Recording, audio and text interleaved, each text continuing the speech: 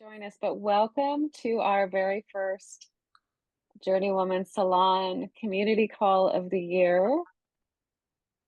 Some of you were on our original community calls, which started during the pandemic, and we took a little pause on that when everyone went back to travel, but we thought we should start them up again. What we did during the pandemic was we met every single Friday for 2.5 years. So amazing. Isn't it? And It was we kind great. of went through it together, right, Oh Diane? yeah, We it just was great. we got through it together. And um, so we've tried a few different things, but Tanya Carriere, who you see on the screen, she approached me last year and said, let's start it again. And, with everything going on in the world and all the change and our role as women and how much the world needs us, we thought, let's get it going again. So thank you all for being here today and making time for this. Tanya and I actually saw each other this week. We're both in Mexico. We're about 45 minutes away from each other and had a With chance to say Tracy. hello. And I see Tracy also was in Mexico with us. So uh so I'm really, really happy to see all of you. And I'll is anyone new to JourneyWoman who doesn't know anything about us? Should I do a quick okay, sure. So JourneyWoman is a 30-year-old women's travel website, solo travel website. We started in 1994. So last year was our 30th anniversary, and we had a very hectic year. But an awesome year. We introduced JourneyWoman Awards for women over 50. We have a book that will be coming out actually in just a few weeks now that we announced last year.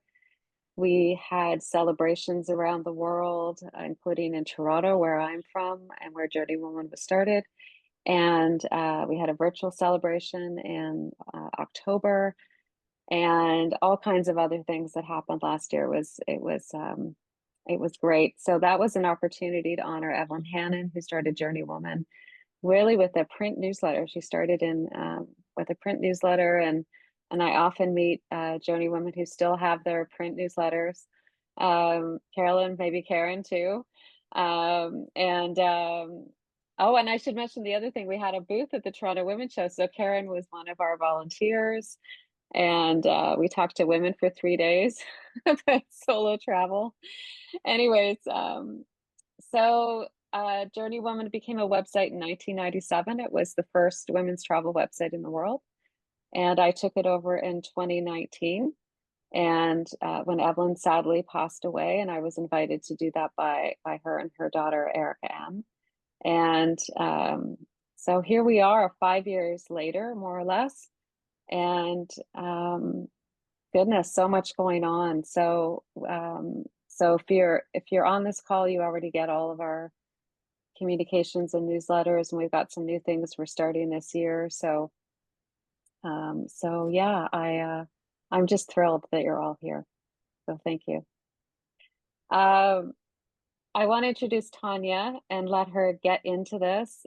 Tanya, I'll say 3 years ago, maybe four, Tanya, in Ottawa, where she lives part of the year when she's not doing retreats. And I actually had the opportunity to go on one of her retreats in May of 2023, I believe, in Quebec City, which was life-changing and amazing. And she is so gifted and so talented. And when she offered to help us with these calls, I just couldn't think of anyone better. So thank you, Tanya, for doing this. So much of JourneyWoman is the community and the volunteers and people stepping in to help, because we really are a small team, and I love every day of what I do now, but having help and support just means the world. So thank you. I think I will turn it over to you and let you share your gifts with everybody on this call, but thank you. Thank you. Hey, everybody. Let's just take a moment and drop into space together, whatever you just came from. Just kind of tie a little bow around it. I'm saying that as much for myself as for you, because I know I just ran in from something else. So maybe we just leave that tied over there and really enter into a salon, a salon. I will give you a little bit more about me and how I run things as we go through this. But first of all, the naming of this gathering kind of explains a little bit of the intention. So you've all heard the word salon or salon. Is that right? It's kind of familiar. And you might have some ideas about it. I hope everybody's unmiked. This is fully participatory thing. I'm very much back and forth kind of person. So what comes to mind when you hear salon? What's it about? Comfort. Comfort and the grouping of friends. That's Comfort, me. grouping of friends. Okay, awesome. Anything else? Elegance. Elegance. Yes. Okay, good clue. Yeah, what else? An exchange of ideas. Yeah, an exchange of ideas. Anything else percolating?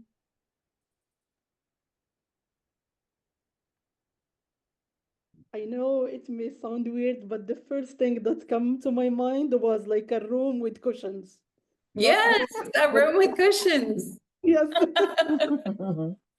Absolutely. So here's part of the reason we named this a salon, because I think it's really important to bring intention to our language, which brings intention to the perspective and that we carry, and that perspective influences how we see the world. So a salon, 1600s is when a salon became a thing.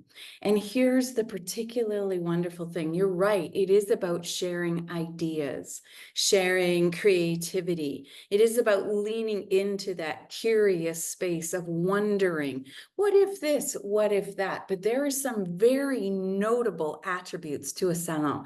First of all, it was the place in the 1600s where women ran the show.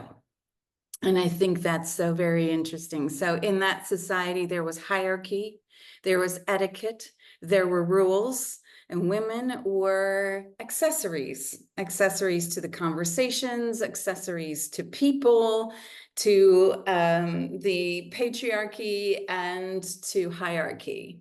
But in a salon, they had the right to speak.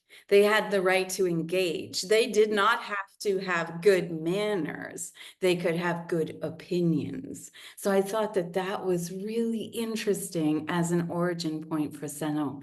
In salon, there is no hierarchy. What there is the respect of the presentation or the giving of something to ponder, whether it's a piece of music or a piece of art or a question or a fact, right? So the respect is given to what is being offered in the room. And for those of you who said pillows and elegance, and yes, it always involved, because I think the women were planning it, good food and comfortable place to sit. It wasn't a place of being hurried and rushed. It was a place to drop into. You came into salon for the day. Right? This was a whole experience. You were settling in, sometimes in big groups, sometimes in little breakouts. So this idea of the salon, where everybody is equal, is fundamental to how I would like us to come together every month, where we're here to share in curiosity. We are not here to share in pronouncement. And that's really important. So there is no one way to see the world. There is no one way to understand the experiences we have. There is only the curiosity that we can bring through questions about the different lenses that we carry. And that is super important to how we want to host these conversations, but I think is also critical to travel. Right? It's critical to those of us who love journeying.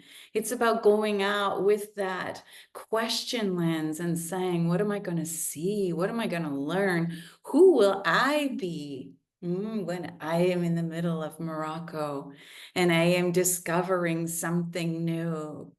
Right? See, who will I be? I'm not the same woman that I am at home in Canada. I am exploring something new. So, ground rules for us: be curious. This is a place of curiosity. Be ready to engage. Lean in, rub elbows, share ideas, wonder, exclaim. We don't have to have that false veneer of politeness. Okay, we have to have that real sense of engagement and be in wonder, right? Just go, wow, wow, what, I hope you all leave today with some kind of wow that you will have manifested. I will have not manifested it. Let me be really clear. I will hold the space and I will encourage, but yeah, the wow is for all of us to co-create. So welcome to the first salon. Thank you. Yeah. I feel I should have some very nice music playing. I feel like I need tea. Tea? Yes. I need tea. Well, next time, show up with your I have my tea. coffee. Now I should have had tea instead. There you go. Depending on your time zone, choose the There you go. beverage that is right for you. Okay, so here we are in Salon. The idea in these monthly gatherings is really to reconnect ourselves back to what will continue to fan our sense of vitality. And that vitality is both a part of what I think brands us as journeyers, right? Brands us as people who are seekers, who want to go out in the world. But that in turn, when we go out in the world, usually juices up our vitality at the same time. That's been my experience. So that is the intention of our time together. And I am going to ask that when we're in this space together, I know that there are a lot of things in this world that many of us are, when we rub up against it, it's like really coarse sandpaper, right? And it does, wow, that's hard. And it's scathing and it's, oosh, not good. This is the place to not talk about the not good, but to talk about the so what. So what? We have a job as journeyers. We have a job as people who are willing to go out and be and seek in the world. And I firmly believe that travel is an act of rebellion. Because when we travel, we prove that the narratives that we are given about fear, about the different groupings of people, the unwillingness to be human, all that stuff, we challenge that narrative. We prove it wrong. And when we prove it wrong, we can put those narratives in a box and say, we are here to say this is a different way of being together. So that's our intention as we have these conversations. So I am crazy traveler. I mean, I travel in my own city all the time. I book tours. Even where I live, just because I'm that kind of person. And I have traveled now to 77 countries, and I love nothing more than just dropping into a space with big eyes and going, oh, okay, we are not in Kansas anymore. I've actually never been to Kansas, so I should go to Kansas so I could say that with some legitimacy. But okay, you get the point, right? That's my kind of ideal day. And I travel because it gifts me what I need to be me. But I'm wondering why you travel. Why are you a journey woman? What is it about the journey, either to your market, to something in your own space, to the neighboring town or state or province or across the world? I'm just curious, what does it gift you? If you had, so take a moment and reflect on this. If you had to name one thing, and I know there are many, but now I'm asking for one. If you had to name one thing, one gift, what would it be? Diane. The first word that comes to mind for me is I feel alive when I travel. Whether, and you say, even if I go to a local market, like it takes me, it makes me, we'll stop there, let it, but I feel alive. I feel so alive. It's amazing the difference. And I'm a very social person anyways, usually, and I'm with friends, and even at home, I'm active. But the alive thing is very, very different. It's a very different feeling. Yeah. Mhm. So it's not just what you're doing, but it's actually, you know, a whole experience. Yeah. I'm hearing an emotional, embodied Yeah. experience of Yeah. being alive, Mhm. which that in itself is probably the greatest gift any of us has in any given day, is to be alive. Mhm. Yeah. See how. Yes. So actually, I'm traveling, and the word that I'm gonna use to connect. I feel that I don't want just to connect with my community, but to connect with other communities. That's always like letting me go back with a lot of stories to tell. And I am an avid traveler myself in my country and abroad, both places. Yeah. Connection. Isn't that what we're all aching for in the end? Right? That feeling of, look, there is this, you know, hum of humanity, and I have a space in it with another human being. And sometimes, isn't it just, it's that fleeting? You know, you're in a market space and you both reach for the same tomato and you laugh and you look at each other and you go in your heart, like, life is good. Yeah. And that's enough. It's enough to know, wow, there's another human being out there. And sometimes they form into lifelong friendships, right? You just know when you meet someone and you're like, hey, yeah, now we're tagged on one another. I'll see you as we move through this life. Connection. Anything else? What are the other gifts? I was going to say interconnectedness with the earth, and just like this deep connection with the vastness of the earth and the universe, and that in connecting with the earth first, then it opens up the connection with people. Actually getting to be on the land and then be with the land if she invites us to do so. And I think sometimes, I know for me, it's when I'm in a different landscape, you know, because if I'm honest, I don't necessarily see the landscape that surrounds me because I'm used to it. But when I am in a different landscape, and then I really notice it. And then there's a whole other connection that happens. Anybody who knows me or follows any of my writing knows I have this thing with trees, and like the redwoods are just, blows my mind still. Those are deep, wise women standing there. So connection to land. Anything else? What are the gifts for you when you travel? I think for me, it's energy. Tell me more. So I think Diane used the word alive, and that was the word that had come to my mind, but it's an aliveness that, like, it's an energy that I don't have at home. It's the curiosity of what is in that market, or what is that coffee shop like, or what are these people like, or what is that landscape like, or what is the tradition behind this? It's an energy to go out and search for something or see something that I haven't done, or do something I haven't done. And I just like, I want to get up early and I want to stay up late. And I just have a different energy that it makes me feel alive, like Diane was saying. But it was, I think energy is a better word for me to describe what I feel. And isn't it like, I notice as you're speaking, and I know this to be true, so I can imagine myself stepping off of a train. You know, I've kind of got like a forward pitch in my body. It's like, whoa, where am I going? And I'm tipped forward because of that pull, that energetic pull into whatever's happening. Yeah.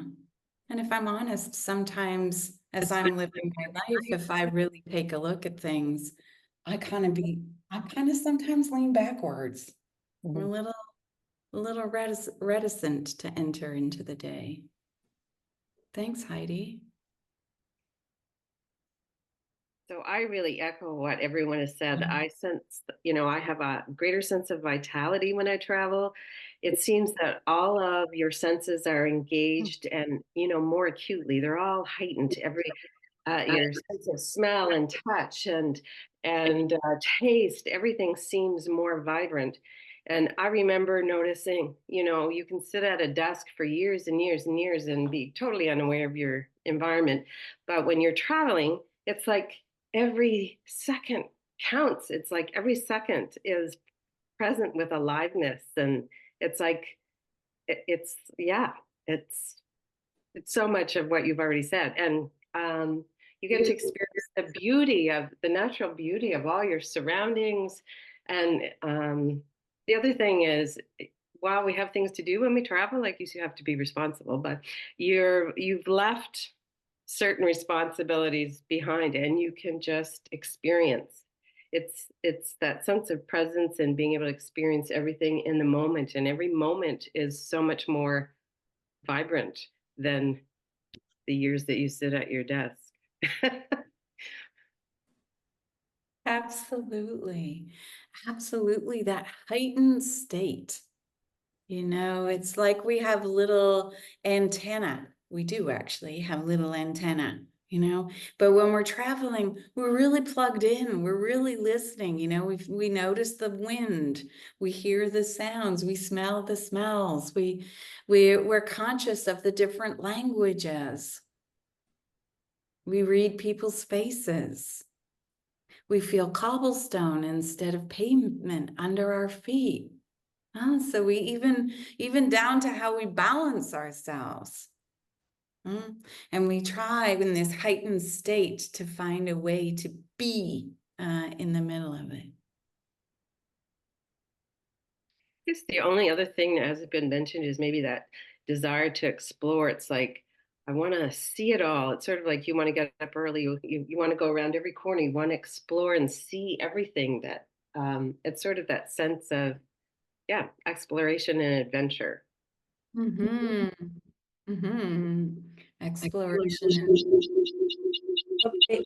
I have a question as to the answer to your question. When I travel, I feel alive. I feel most myself. It reveals the best aspects of myself, which are my ability to trust, my curiosity, my love of connection, my aliveness, love stimulation, learning, openness, kindness, receptivity, possibilities, and vitality.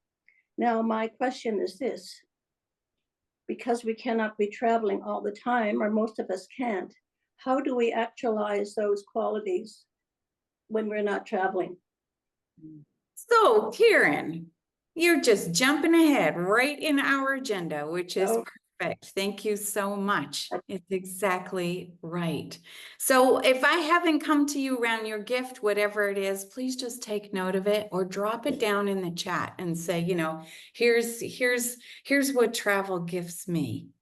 Because we're going to go with the lead that Karen has offered in her inquiry. So travel offers all of these things. And I'd like to talk about what we want to do with them and how we want to access them. But before we go there, I want us to just pause. And I want you to think about something in your day today that is kind of itchy, uncomfortable. Maybe you're not looking forward to it. Maybe you're like, I got to do that thing. Something that is itchy, a challenge, a difficult conversation maybe, some work you have to do. Has everybody identified something that's just a little bit itchy today? Okay, we're going to see if we can't shift that by the end of this call. So back to your list, all these gifts of travel are choices. They're all choices. They're choices that we make. They're not things that exist in the travel space. It's not the space itself. It's not that market or that country or that person. It's the choice that we make when we step into that market, when we wander through that country, when we meet that person. It's the choice that allows for these things. We are the source of all those things because we choose to show up and engage with what is being presented to us, right?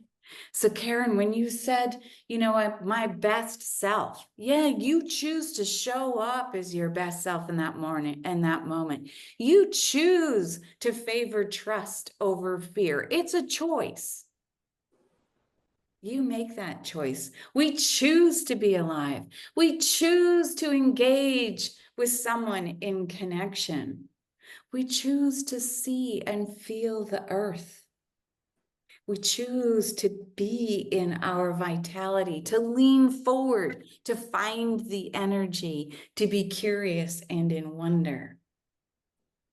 Right? Those are all choices.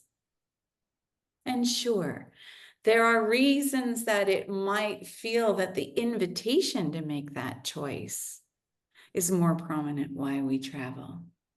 We get to leave our backstories. No one knows who we are. Maybe we get to leave the kids. They can't find you. We get to leave the jobs. We get to leave the narrative.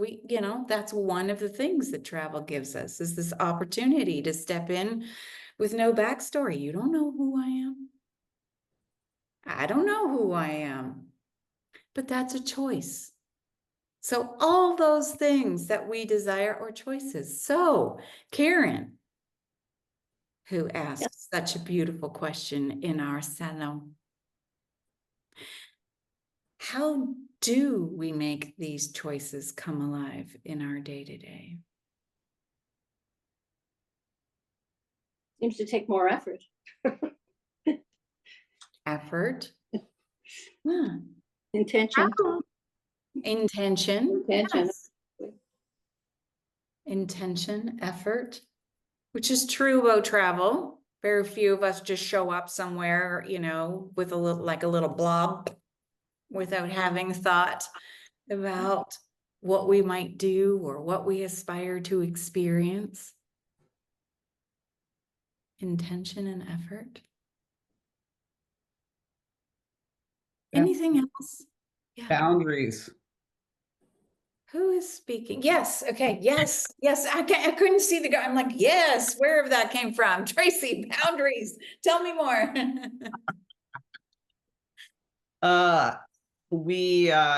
It's important to, I think it's one of the most important things is boundaries, because if we set those intentions, we're setting a boundary. And in our daily space, what does that boundary look like? It's a boundary of, I'm going to give myself this time during this space, and I'm not going to let anything else interrupt that or come into that. And we were more susceptible to allowing those boundaries to fall apart or fall down, or not put them in place, or not hold them. I think that's the important, is hold them and allow those external influences, whatever they may be, to penetrate those boundaries. So to me, boundaries is one of the most important in having those, but also expressing those and holding those. And it's not always easy when you have family, or you have colleagues, or you have roles and responsibilities and expectations. Because you talk about that in travel, we leave those responsibilities and roles behind. When you come back, all of that comes back. And boundaries are very critical, at least in my space. Boundaries are very critical to be able to hold and be able to make those choices, because without boundaries, it's very difficult, if not impossible, to make those choices. Yeah, I love that. Boundaries. The intention with boundaries as well. And in so many areas. So when you're traveling, many of you don't check your phones. Well, many of you are out on some adventure. You're not stuck on that. That's one form of a boundary, just that. It's like, oh, I've got a boundary around my technology. It's actually determined by my phone plan because I can't use that much, which is awesome. I might have boundaries around my commitments. I might have boundaries around who accesses me. Not everybody gets to talk to me when I am off on a journey. You know, I may have boundaries around what I'm taking in as media. So that idea when we're traveling, the intention of setting up boundaries is a choice. Anything else? I would say actually sometimes breaking the rules and surprise your day. That's something that has that's something that has worked for me when I'm not able to travel. So let's say I'm committed, I have 2 months full of tasks, full of a lot of things. So what I do, either like just surprise myself, give a call to a friend of mine last minute and say, how about grabbing a coffee, sitting together and talking, and come back with a fresh mood without looking at the phone, of course. Or sometimes just like have a call with my family, brother, mother, which actually like build a different kind of connection, way much more better, because like just being close to your mother or like a relative person who is close to you, that actually increase your emotions as well. So really like just say, I'm gonna leave these things behind and do something for me because it's important during the day. I love that. Surprise myself in the day.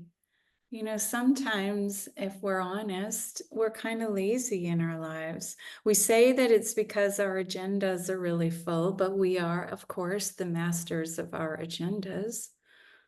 So we create this sense of repeat. And then our interest and our vitality sometimes wanes. But what if we had the choice to surprise ourselves? Yeah, I just thought of a way I could do that. Maybe this would apply to somebody else on the call in my everyday life. So every Sunday, I typically shop at the local farmer's market. And some days it just is kind of like, oh, I have to get through this. And I know all the vendors that I feel are the best, the ones I like. But I was just thinking, well, maybe this coming Sunday, after I do my shopping, I should just decide, okay, I'm going to pick 3 or 4 vendors that I never go to, and I'm going to just engage with the person at the stall and, I don't know, like have a conversation with someone I never talk to because I never go to that stall, or buy something new, or just, it's just something in my everyday local life here that I could make into a different experience for myself. Yeah, I love it.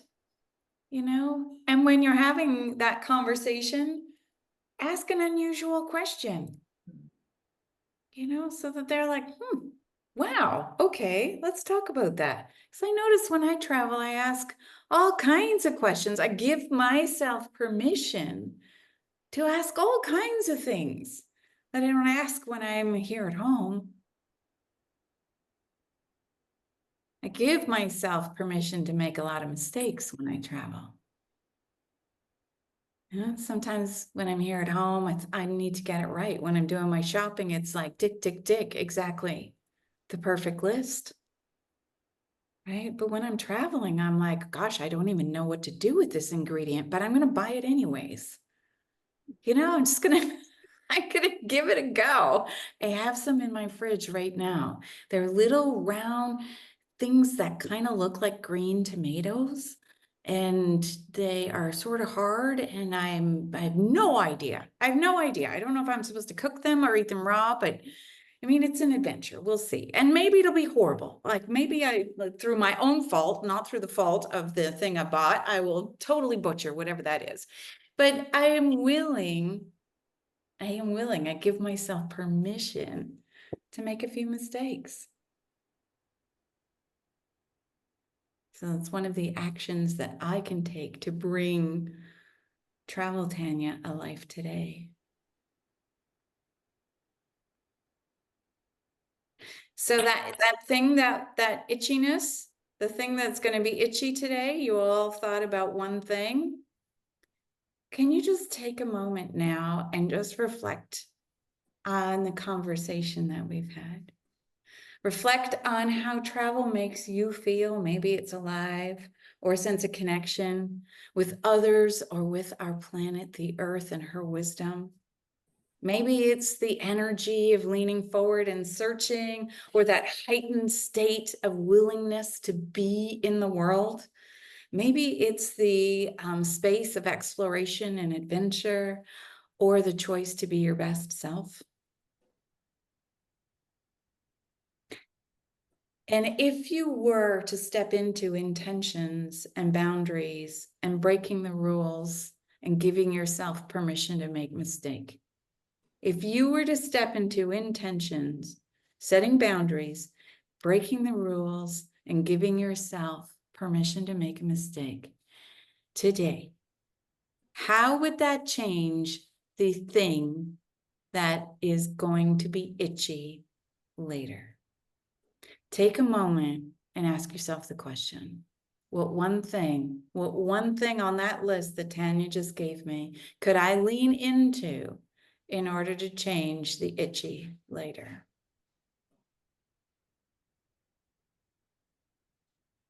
So this is the part of the call where you learn that I work as a coach. And so this is very much how we work together in a coaching session.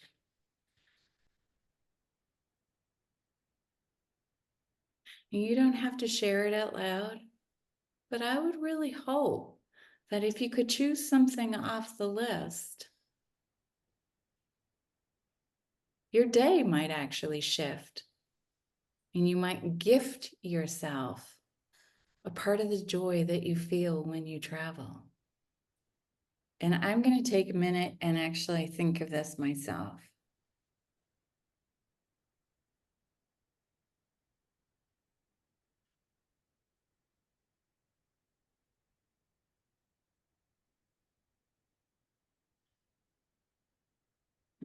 Yeah.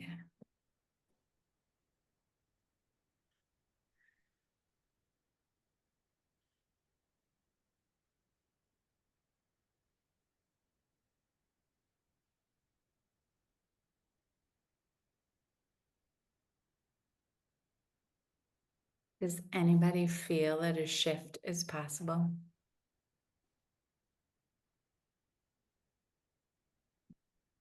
Becky, yeah, you're saying yes. Ham. I have some women, so here's my itch. So when I drop into what about today, I have invited some women over for a bit of a ceremony, a bit of we're going to cleanse the energy of this new space. I'm in a new space, new house.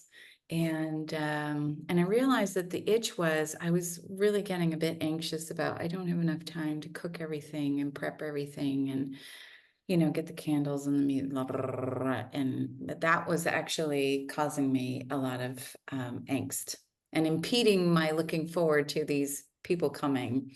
And so I'm taking break the rules and invite a little surprise into the day. And if I would choose that, which I would choose, I would totally choose if I was traveling. So if I choose that today, then what I'm telling you is I'm just going to let go of this idea that I have to have everything perfectly set up in order for this evening to be beautifully meaningful and healing for me.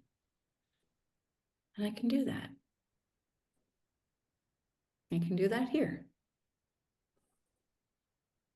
And I'm hoping each of you can choose something.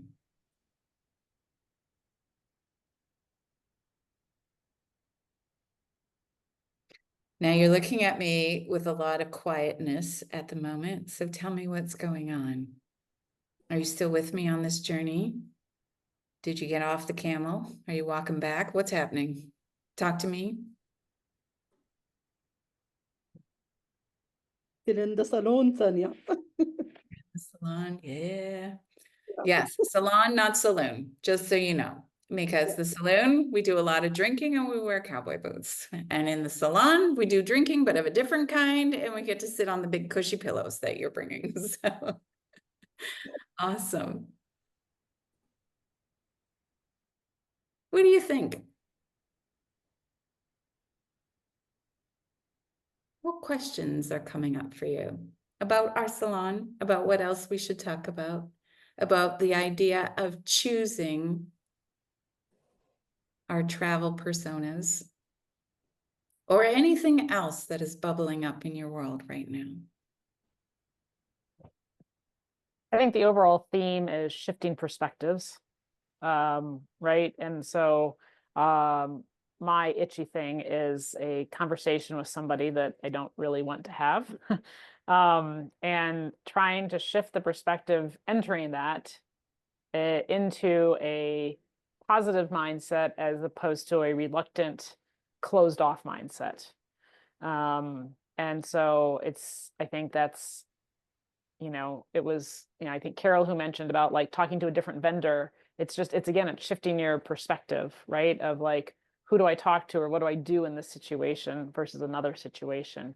I'm trying very hard to think about shifting my perspective because I really don't want to have this conversation. So I think that's why I was quiet, was I feel the reluctance to shift my perception because I've been telling myself for so long that I don't want to have the conversation.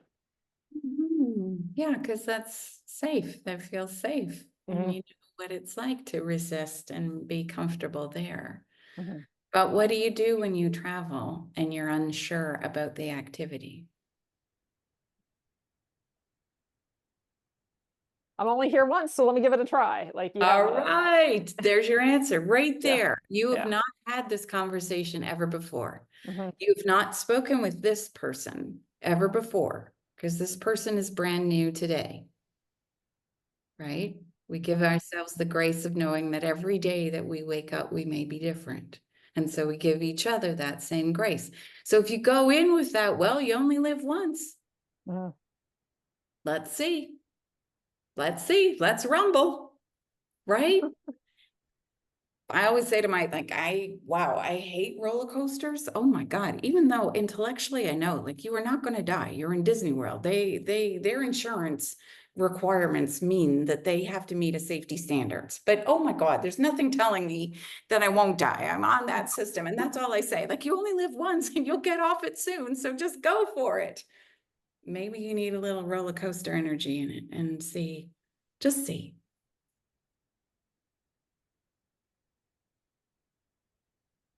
And maybe it's okay if it's uncomfortable because I don't think I'm ever going to love a roller coaster. But I will say, if ever you want a really good laugh and you want to feel good, invite me to come on a roller coaster with you because I will have you just in stitches. Absolutely on the ground. Hilarious.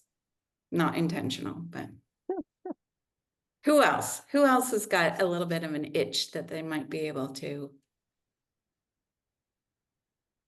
apply something to?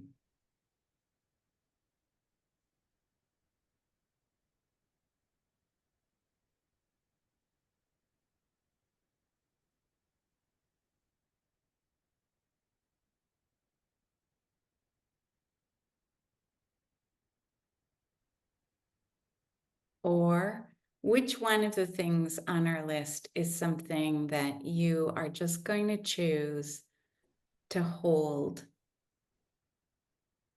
as a choice for you to make today?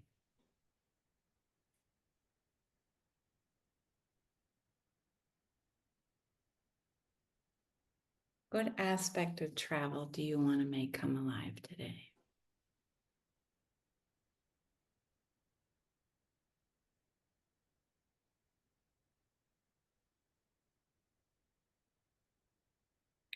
It's just something about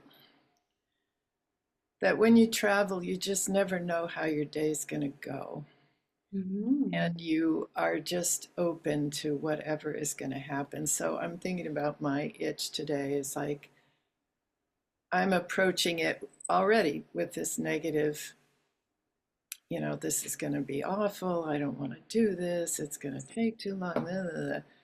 And I just have to, I'm going to say, okay, look, yeah. And it is something I've done before. And I usually hate doing it. But this time I think I'll just try to say, all right, maybe there's something new we can discover as we go through this process today, because what good does it do me to just approach the thing with the same negative mindset that I've done in the past? So maybe, like we were saying, when you travel, when you step out of your hotel room to start your day, you just don't, I mean, you might have your list of what you want to do, but you don't know how it's going to go. And so that's the thing. Maybe just approach it with a sense of, wow, I don't know what I'm going to discover when I do this. Or Heidi, I don't know. Maybe this conversation's going to, who knows what this other person's day is, what their day is. So I don't know, just something about trying to let go of those horrible negative things, which I seem to specialize in, of thinking, well, this is how it's always been, so that's how it's going to be today. I don't know if that makes sense. It's true. When we travel, we drop a lot of our expectations. We're willing to have a mint tea instead of a coffee because that's what that country does. And so we're like, okay, at home, I would be really pissed if I wasn't having a really good Americano right now because it's my expectation, it's my attachment to how it should be. But if I let go of that when I travel, I can let go of it here at home. And so I love what you're bringing up, Carol. What is it in this experience that I can let go of in my framing of expectation on how it will happen? Because we don't know. And what we know for sure is, Carol, you're a different woman today than you were the last time you did whatever this thing is.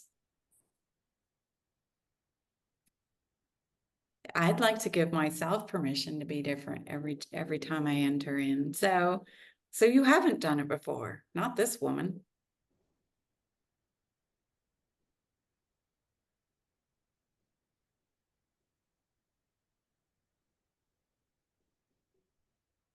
Let's all take a deep breath.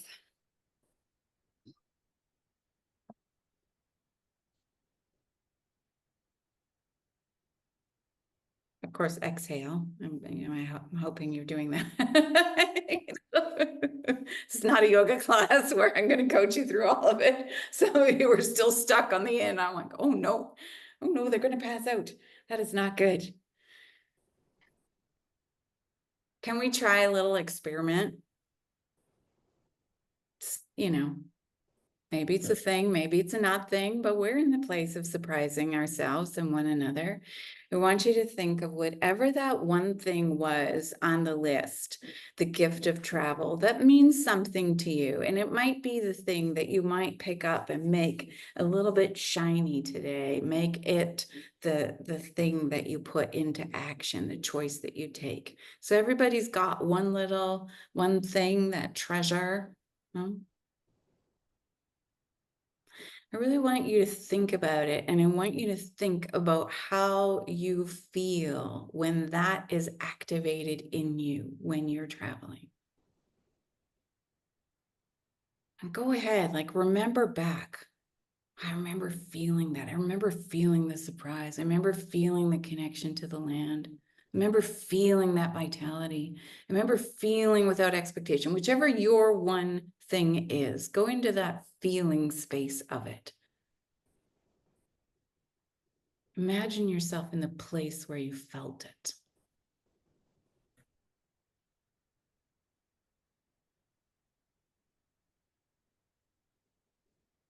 Make that as real as you can. You're creating your own virtual reality.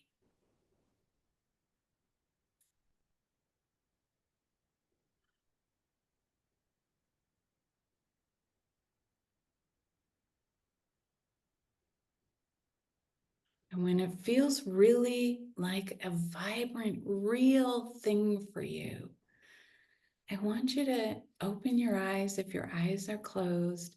I want you to lean in just a little bit closer and pick one person on the screen. Just pick some eyeballs and beam it to them.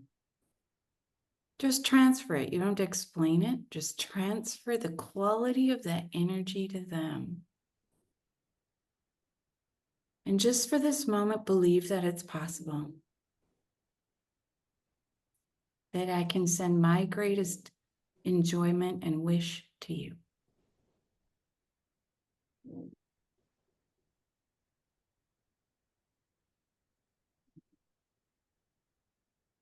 And now can you feel it? Because somebody sent one to you. And just take it and go, okay, so maybe up here, I'm going to forget today, but here it's packed in. It's packed in. The energy of that wish, that gift is there. It will guide you. And I will want to know if the itchy was a little less itchy today.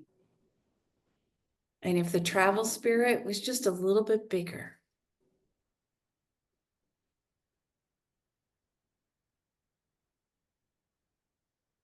And I want to know, number 2 on our list was connection. Anybody feeling a sense of that a little bit more than when we joined 50 minutes ago? Yeah. Yeah, we can travel virtually as well.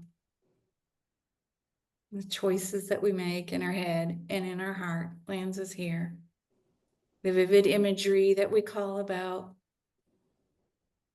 The joy that influences our heart rate. And then even now, we are synchronizing.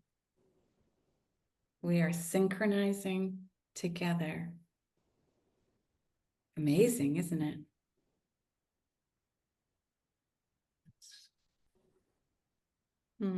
Thank you for joining me in our first salon.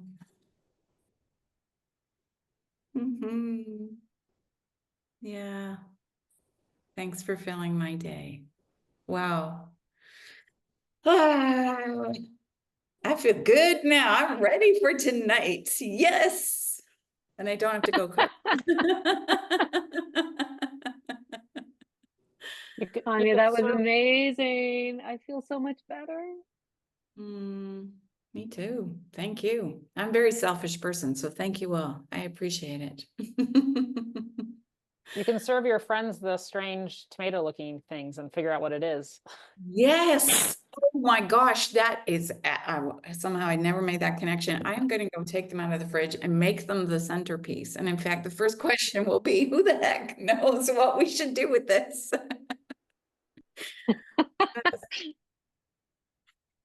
Amazing. Oh, thanks everybody. Yeah. Will we see each other again next month? Sure. Yeah, we'll join each other again here in this salon. Yeah. Or come find me. Come find me. If you enjoy some reading, if you come over to my website, there's some nice sort of writings about all this kind of thing, just making travel the juiciest it can be, but then bringing that home so that it continues to fuel us in between our escapes. I'm really, really touched and honored that we spent this time together. Thank you. Thank you, Carol. And thank you. Nice Thank to you. see you Thanks, all. everybody. Again, Be Thank you. well, be be safe, well. be alive. Bye. Thank you. Bye. Thank Bye. you, Bye. Tanya. Bye.